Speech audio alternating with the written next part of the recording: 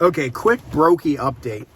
I forgot something about the big beautiful bill, and it's pretty important and impactful to us brokies, us wages.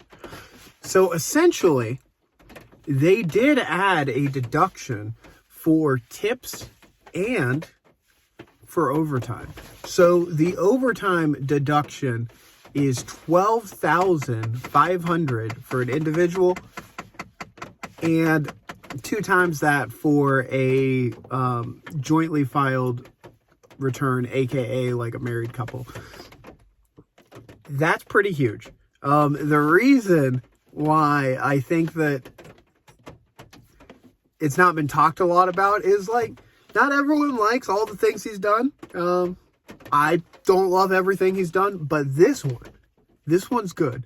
Now, there is a downside to it. It is a deduction, not a credit, which means that you cannot get a tax return generated from money on overtime. So in short, you can use it to lower your income, lower the amount of taxes you have to pay, but it does not generate a return. And that, there's issues to that. But it's something. Like, hey, we broke, guys. We need to accept the little crumbs that we get every now and then.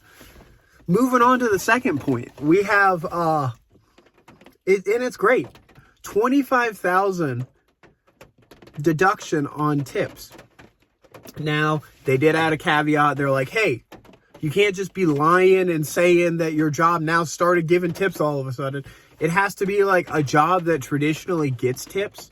But like, it's still good. Like, it's still pretty solid to have $25,000 to write off on tips. I made a video the other day talking about how, like, you probably should report your tips so you have money in retirement.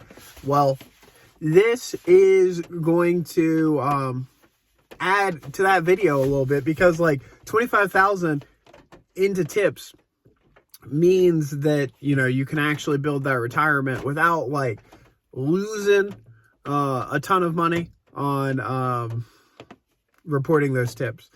Now, the downside is both of these things are only lasting, I'd have to check the exact timeline, but it's either 2 or 3 years. And that is not great for the tip people specifically, because what that's going to result in is people getting tips are going to, I know this is crazy to say, but they might get rugged. And I know that I'm contradicting what I said that you should report your tips. What might happen, in theory, is people might report their tips for this period of time that this provision's in there.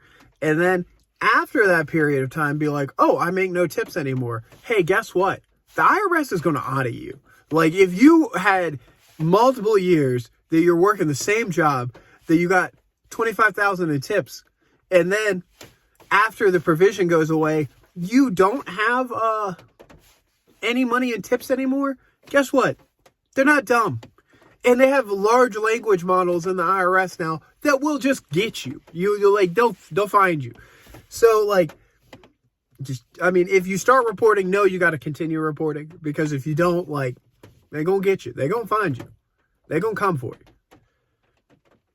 Making America great again was not about us brokies, bro. I'm telling you.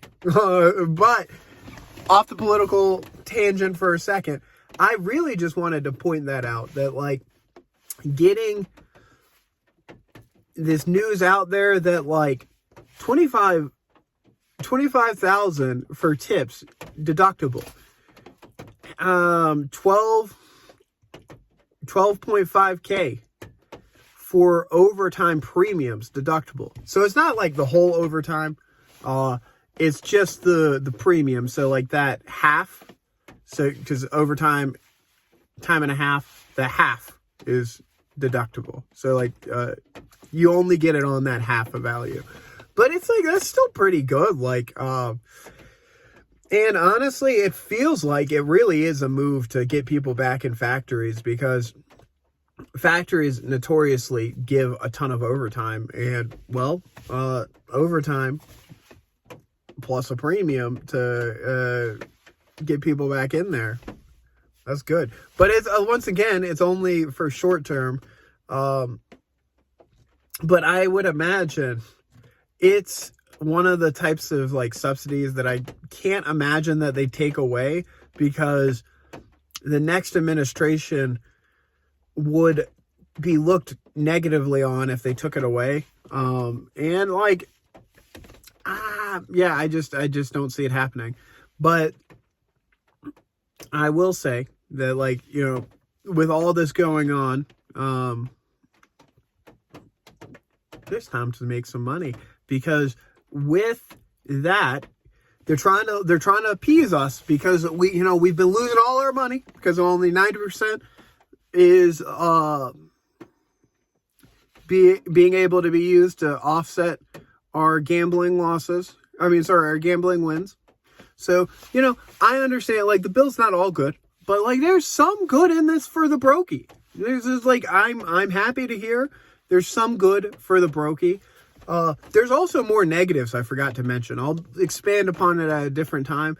But in short, they also made it where if you want to be on food stamps, guess what? You got to start working 80 hours unless you have a qualified disability or you pregnant.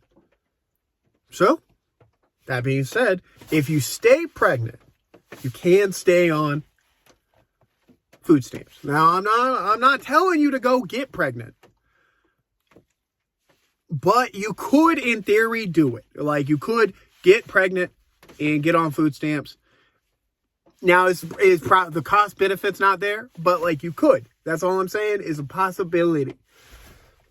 Now, I will say, basically, that provision I'm kind of liking, because maybe it's going to get rid of some of these hiring signs in town for all these jobs ain't nobody want. Like, you know, it's all these jobs that, like, driving down the strip, you're just like, oh, McDonald's, KFC,